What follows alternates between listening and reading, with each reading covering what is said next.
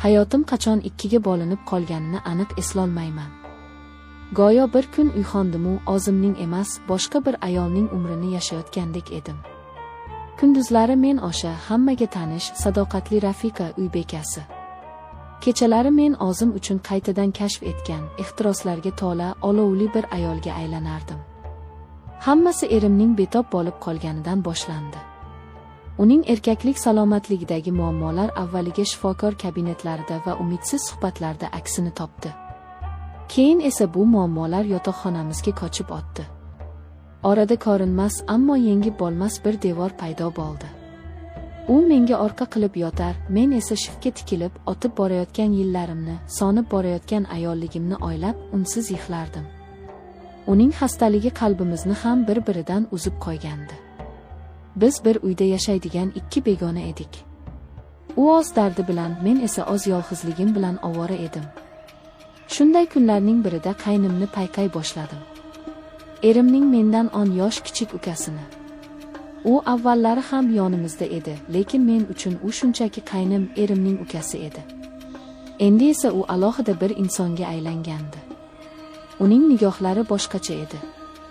Akasi kabi menga shunchaki qarab qo'ymasdi, u meni ko'rardi.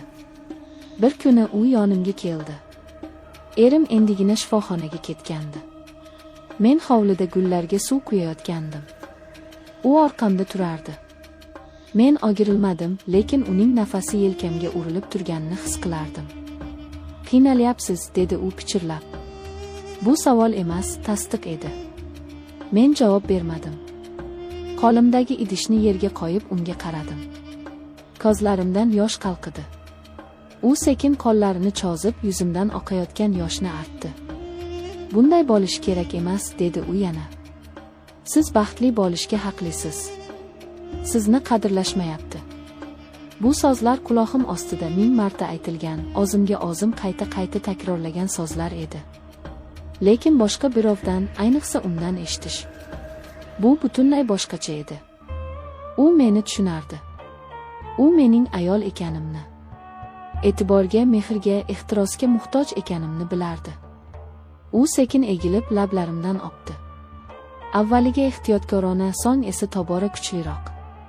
Men qarshilik ko'rsatmadim. Aksincha, butun vujudim bilan unga talpindim.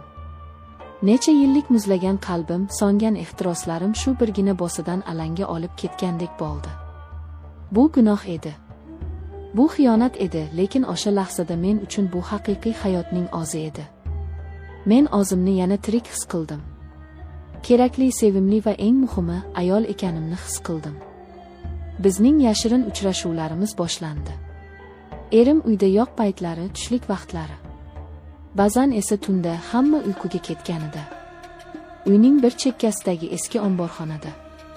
Har bir uchrashuv olovli edi. Uning quchog'ida men hamma narsani unutardim. Hatto erimni ham, vijdon azobini ham. U menga men eshitishni xohlagan so'zlarni aytardi. "Go'zalim, yagonam, sensiz yasholmayman." Uning qo'llari vujudimni qaytadan kashf etardi, men esa o'zimni 18 yoshli qizdek his qilardim. İlk bor sevgi nimaligini anglayotgandek edim. Men endi ikki hayotda yashayman. Biri kunduzgi, soxta va xotirjam. Ikkinchisi tungi, olovli va gunohkor. Va eng qo'rqinchlisi shundaki, men bu olovda kuyib kul bo'lishga ham roziman. Chunki bu olov meni yashashga undaydi.